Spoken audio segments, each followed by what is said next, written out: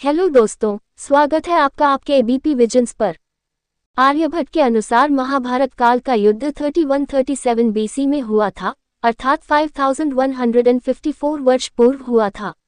अंग्रेजों की खुदाई से माना जाता था कि 2600 बीसी अर्थात आज से 4616 वर्ष पूर्व इस नगर सभ्यता की स्थापना हुई थी।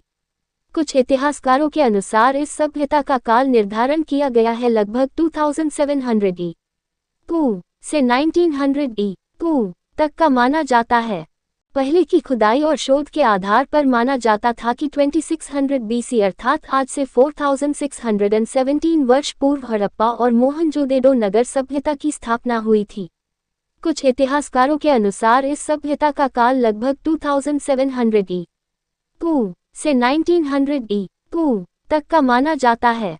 आईआईटी खड़गपुर और भारतीय पुरातत्व विभाग के वैज्ञानिकों ने सिंधु घाटी सभ्यता की प्राचीनता को लेकर नए तथ्य सामने रखे हैं। वैज्ञानिकों के मुताबिक ये सभ्यता 5500 साल नहीं बल्कि 8000 साल पुरानी थी। इस लिहाज से ये सभ्यता मिस्र और मेसोपोटामिया की सभ्यता से भी पहले की है। मिस्र की सभ्यता 7000 ईसा पूर्व से 3000 ईसा पूर्व तक रहने के प्रमाण मिलते हैं, जबकि मेसोपोटामिया की सभ्यता 6500 बीसी से 3100 बीसी तक अस्तित्व में थी। शोधकर्ता ने इसके अलावा हड़प्पा सभ्यता से 1000 वर्ष पूर्व की सभ्यता के प्रमाण भी खोज निकाले हैं। वैज्ञानिकों का ये शोध प्रतिष्ठित रिसर्च पत्रिका नेचर ने प्रकाशित किया है। द 25 मई 2016 को प्रकाशित यह लेख दुनिया भर की सभ्यताओं के उद्गम को लेकर नई बहस छेड़ गया है। वैज्ञानिकों ने सिंधु घाटी की पॉटरी की नई सिरे से पड़ताल की और ऑप्टिकली स्टिम्युलेटेड लुमिनेसेंस तकनीक का इस्तेमाल कर इसकी उम्र का पता लगाया तो ये 6000 वर्ष पुराने निकले हैं। इसके अलावा अन्य कई तरह की शोध से ये पता चला कि ये सभ्यता 8000 वर्ष पुरानी है। इसका मतलब ये कि ये सभ्यता तब विद्यमान थी जबकि भगवान श्रीराम 5114 बीसी का काल था और श्री कृष्ण के काल 3228 बीसी में इसका पतन होना शुरू हो गया था। वैज्ञानिकों की इस टीम के अनुसार सिंधु घाटी सभ्यता का विस्तार हरियाणा के भिराना और राखीगढ़ी में भी था। उन्होंने भिराना की एकदम नई जगह पर खुदाई शुरू की और बड़ी चीज बाहर लेकर निकले। इसमें जानवरों की हड्डियां, गायों की सींग, बकरियों, हिरन और चिंकारे के अवशेष मिले।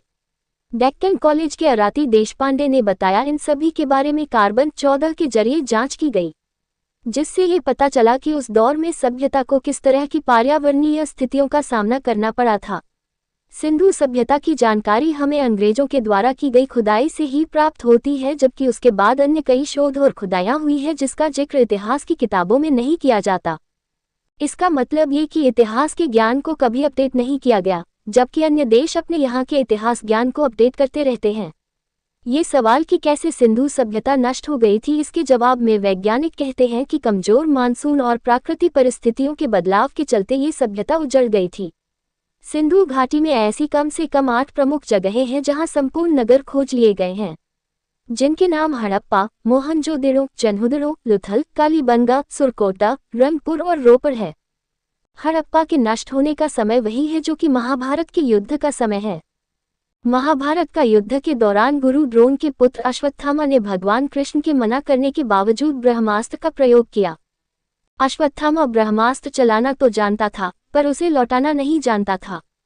उस अति प्रचंड तेजों में अग्नि को अपनी ओर आता देख अर्जुन भयभीत हो गया और उसने श्री कृष्ण से विनती की। श्री कृष्ण बोले, हे अर्जुन, तुम्हारे भय से व्याकुल होकर अश्वत्थामा ने ये ब्रह्मास्त्र तुम पर छोड़ा है।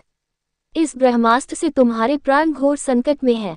इससे बचने के लिए तुम्हें भी अपने ब्रह्मास्त्र का प्रयोग करना होगा, क्योंकि अन्य किसी अस्त्र से इसका निवारण नहीं हो सकता।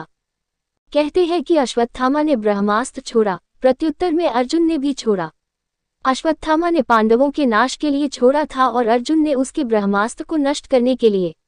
दोनों द्वारा छोड़े गए इस ब्रह्मास्त्र के कारण लाखों लोगों की जान चली गई थी। आज जिस हिस्से को पाकिस्तान और अफगानिस्तान कहा जाता है, महाभारत काल में उसके उत्तरी हिस्से को गांधार, मध्य, कैकर और कम्बोज की स्थली कहा जाता था।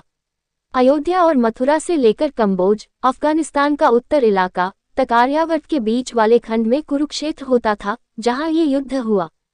उस काल में कुरुक्षेत्र बहुत बड़ा क्षेत्र होता था। आजकल ये हरियाणा का एक छोटा सा क्षेत्र है। उस काल में सिंधु और सरस्वती नदी के पास ही लोग रहते थे। सिंधु और सरस्वती के बीच के क्षेत्र में कुरु रहते थे।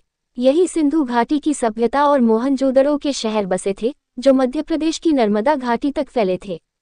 सिंधु घाटी सभ्यता के मोहनजोदड़ो, हड़प्पा आदि स्थानों की प्राचीनता और उनके रहस्यों को आज भी सुलझाया नहीं जा सका है। मोहनजोदड़ो सिंधु नदी के 2 टापुओं पर स्थित है। जब पुरातत्वशास्त्रियों ने पिछली शताब्दी में मोहनजोदड़ो स्थल की खुदाई के अवशेषों का निरीक्षण किया था तो उन्होंने देखा कि वहां की गलियों में नरकंकाल पड़े थे। कई अस्थिपंजर चित अवस्था में लेटे थे और कई अस्थिपंजरों ने एक दूसरे के हाथ इस तरह पकड़ रखे थे मानो किसी विपत्ति ने उन्हें अचानक उस अवस्था में पहुंचा दिया था। उन नरकंकालों पर उसी प्रकार की रेडियो एक्टिविटी के चिन्ह थे जैसे कि जापानी नगर हिरोशिमा और नागासाकी के कंकालों पर एटम बम विस्फोट के पश्चात देखे गए थे। मोहनजोदड़ो स्थल के अवशेषों पर नाइट्रिफिकेशन के जो चिन्ह पाए गए थे उसका कोई स्पष्ट कारण नहीं था, क्योंकि ऐसी अवस्था केवल अणु बम के विस्फोट के पश्चात ही हो सकती है। अगर आपको हमारा वीडियो पसंद आया तो वीडियो को लाइक और चैनल को सब्सक्राइब करना बिल्कुल भी मत भूलें ताकि हम आपसे मिल सके सबसे पहले। धन्यवाद। हेलो दोस्तों, अब वक्त है आज के प्रश्न का। तो आज का प्रश्न है, जब पुरातत्वशास्त्रियों ने पिछली शताब्दी में मोहनजोदड़ो स्थल की खुदाई के अवशेषों का निरीक्षण किया था तो उन्होंने क्या देखा? आप अपने जवाब कमेंट बॉक्स में जरूर बताएं ताकि अब आप जीत सके लाखों के कैश प्राइजेस। तो अब देश और दुनिया के इतिहास की हर जानकारी के साथ पैसे कमाने का मौका भी। तो देर मत कीजिए, तुरंत इस आसान से